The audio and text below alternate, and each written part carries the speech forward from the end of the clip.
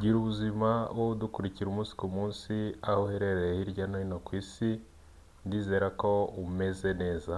Niba utameze neza kandi ihangane kandi ukomere, ejo bizamera neza, kuba uriho nicyo gishoro.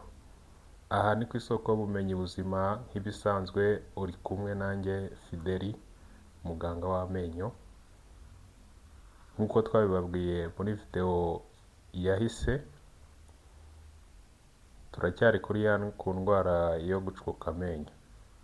Twabwiye ko indwara yo gucukuka amenyo tuzayivugaho ibintu byinshi bitandukanye.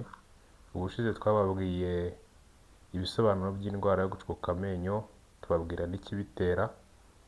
Uyu munsi nkabanje kukubwira ibyiciro by'abantu bakunze kwibasirwa n'indwara yo gucukuka amenyo, ndetse nkakubwira n'impamvu bakunze kwibasirwa n'indwara yo gucukuka amenyo. Ndizera ko rero wamaze kureba video y'ubwashize, uyu munsi bikagufasha gukurikira uyu munsi nta kikugoye. Ushobora kuba wibaza utese ni bande bibasirwa n'indwara yo gucukuka amenyo? Ese abantu bose bashobora kurwara indwara yo gucukuka amenyo? Nubwo twese tugira amenyo, ariko si twese dufite ibyago bingana byo kurwara indwara yo gucukuka amenyo. Hari abantu baba bafite ibyago byinshi kurusha abandi byo gucukuka amenyo. Uyu munsi rero ibyo byiciro uko ari 7 nkaba ngiye kubigusobanurira, nkakubwira n'impamvu ibitera. Icyiciro cya mbere tugisangamo abantu bakunze kurya isukari cyane kurusha abandi. Abantu bakoresha ibiribwa birimo isukari. Ushobora kwibaza utese abantu bose bakoresha isukari baba bafite ibyago byo gucukuka amenyo ku rwego rungana? Oya, ntabwo abantu bose dukoresha isukari cyangwa ibiribwa birimo isukari bafite ibyago bingana byo gucukuka amenyo. Nk'uko twabibonye muri video y'ubwashize, twabonye ko bagiteri zigira uruhare mu gucukura amenyo, zifashisha isukari zikayikoramo aside ikaba ariyo noneho yangiza iryinyo, ikaba yatuma iryinyo ricikamo umwobo. Abantu bose rero barya isukari ntabwo baba bafite ibyago bingana byo kurwara indwara yo gucukuka amenyo, ahubwo hari ibintu 3 by'ingenzi bishobora gutuma umuntu ukunze kurya isukari yibasirwa n'ikibazo cy'indwara yo gucukuka amenyo. Icya mbere, hari ubwoko bw'isukari. Ibiribwa bikoranye isukari byo mu nganda biri mu biribwa byongera ibyago byo gucukuka amenyo kurusha ibindi. Cyane cyane ibiribwa bikoze birimo isukari imatira ku menyo, cyangwa ibiribwa bifite umwihariko wo gufata ku menyo cyane. Ubwo ndavuga ibiribwa harimo nk'ama keke, shokora, amabombo, snacks agiye atandukanye. Ibyo biribwa byose bikoranye isukari, biva mu ruganda bikoranye isukari, bya biribwa ubasha kurya ntibihite biva ku menyo direct. Ibyo biribwa biba bifite umwihariko wo kwangiza amenyo kurusha ibindi.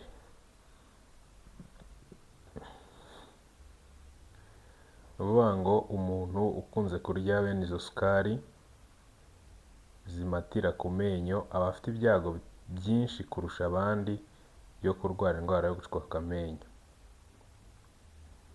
Icya kabiri, hari inshuro urya isukari ku munsi.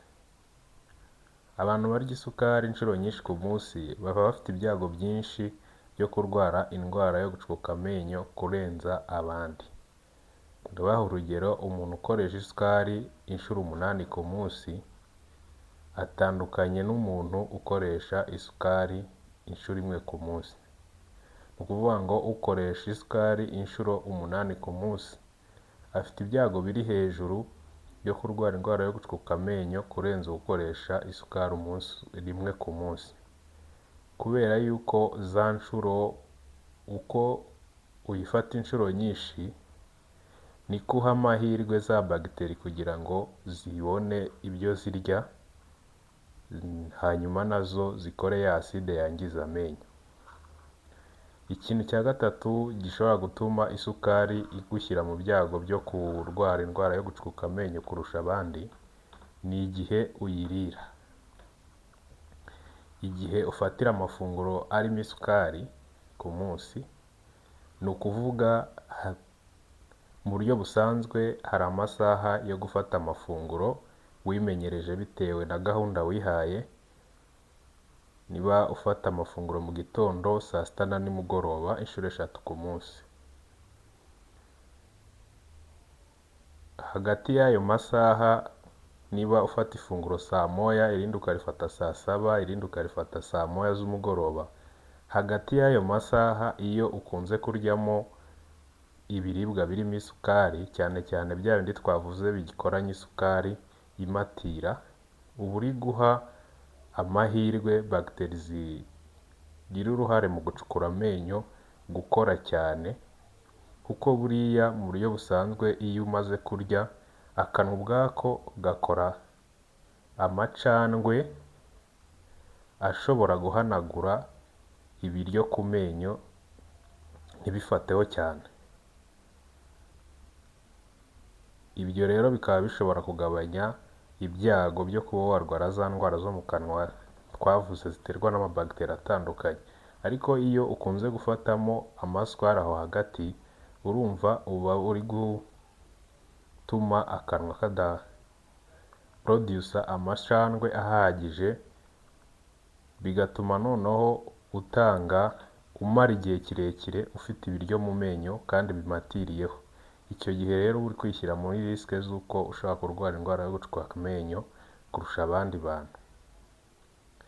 Niyo mpamvu igihe cyose uzi ko uriye isukari, ibiryo birimo isukari cyangwa se amafunguro akoranye mu isukari, uba ugomba koza amenyo.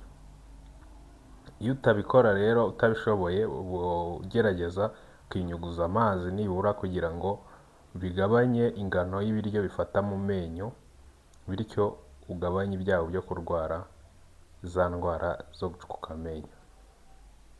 Niyo mpamvu abantu dukunda gukoresha amasinakisi turi ku kazi, mu masaha y'akazi twavuye kurya cyangwa tutarajyayo, mbere y'uko tujyayo, tuba dufite ibyago byinshi byo kurwara ya ndwara yo gucukuka amenyo, kabone n'ubwo waba wiborosa inshuro 3 ku munsi. Icyo gihe kubera ko hagati y'aya masaha wiborosa n'amasaha hagati y'intera y'isaha wiboroshejeho,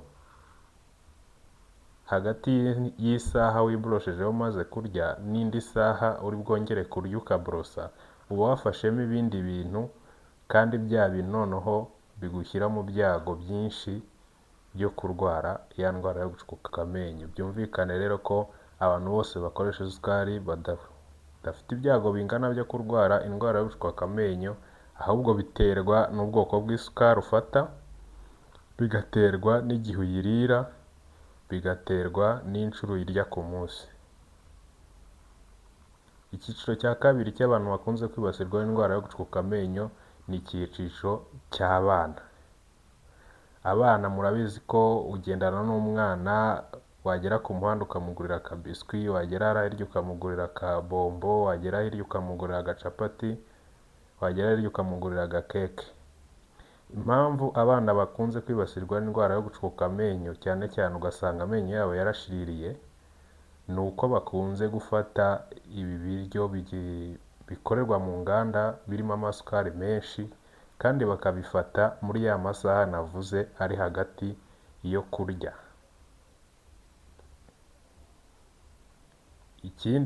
Indi mpamvu ya kabiri ituma abana bibasirwa n'indwara yo gucukuka amenyo, abana bakunze gusinzirana amabibero mu kanwa, cyangwa umwana agasinzira afite ibere mu kanwa.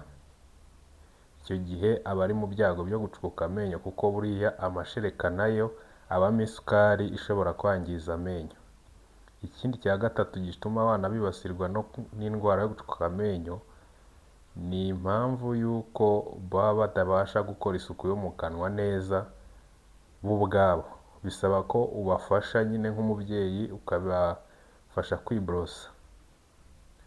Icya kane gishobora gutuma abana bibasirwa n'indwara yo gucukuka amenyo ni ukubera kurwaragurika, bagakunze kunywa imiti y'amasiro, ya miti y'amazi, nayo iba ikoranyemo isukari kugira ngo abana bayikunde, kandi iyo sukari nayo ishobora kugira uruhare mu kwangiza amenyo, ikaba yatuma amenyo y'umwana acukuka.